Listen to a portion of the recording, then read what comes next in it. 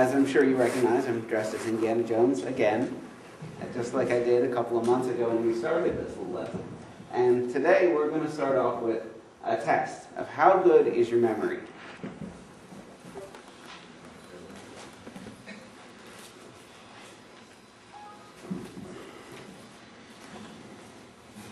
All right. It's starting off with the test of how good is your memory. Can you bring up the first picture? As you can see, this is a character from a movie who, in the movies, his memory is really good. And you already know who it is, because, right. And in the movies, he used his memory to get past some booby traps. He remembered some stuff that his dad had told him when he was really little. And that knowledge got him to his prize. And move on to the next one. This is another easy one from a movie. Who are these guys? Yoda. Yes. Yoda, I was pretty sure you guys would get, but Luke Skywalker was a little bit more from my day. But one of the things that Yoda said to Luke before he left the planet he was on, he told him to remember the things that I've taught you, because it's going to save you someday. Actually, he said, mind what you have learned, because save you it can. Move on. Now, do you know who these guys are? This is out of the movies now. Now we're into the real world.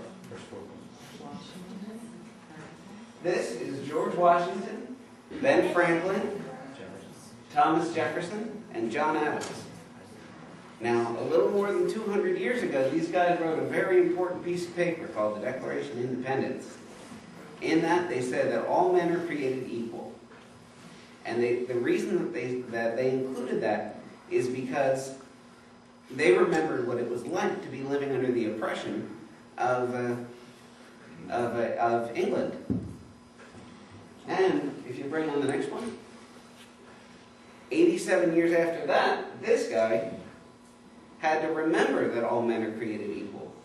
He had to remember that all men are created equal regardless of the color of your skin, regardless of your place in life, because he was leading America during the Civil War. And if you'll pull up the next slide, and there's someone else that had to remember something very important. That was King Josiah from the Bible. He became king when he was only 8 years old, and he'd been raised by some of the temple priests. His father wasn't a very good guy. In fact, the Bible said that he did evil in the sight of the Lord, which is not a very good thing to have recorded about you for centuries upon centuries, that you're a pretty bad guy. But King Josiah, when he took the throne, the first thing that he did, with the help of the temple priests and the guards, was he had Jerusalem, which was the capital city, had all of the thrones, or all of the altars and all the temples of foreign gods, had them all destroyed, because he remembered that way back hundreds of years before that, in the Ten Commandments, it says that you're supposed to only worship the God of Israel.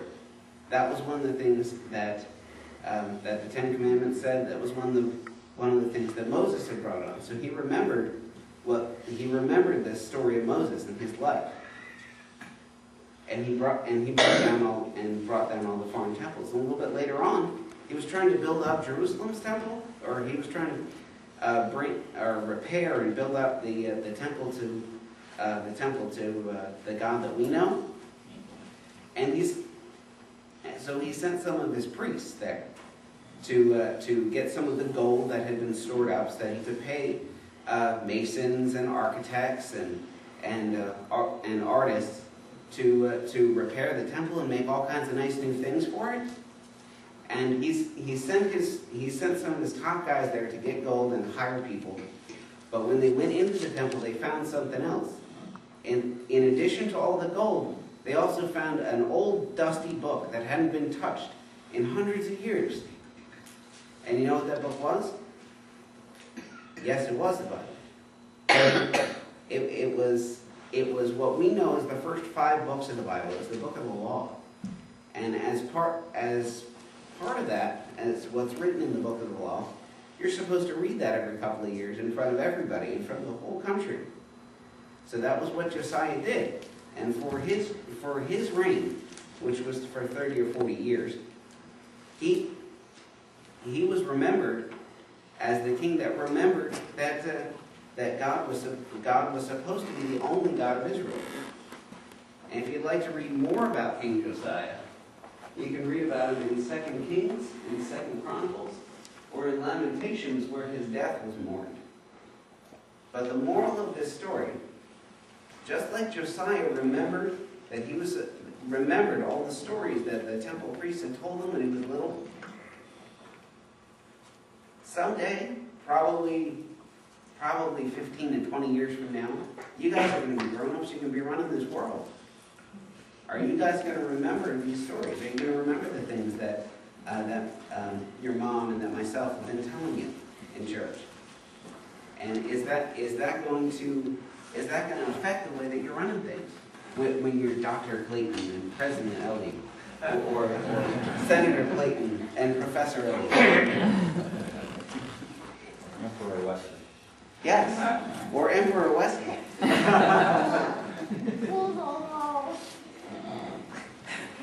It's just something to think about, and you should always remember these things that we're teaching you, because these are the same things. These are the same stories that Josiah was told. These are the same stories that people have been told for thousands of years, and that's the moral of our story for this week. Okay?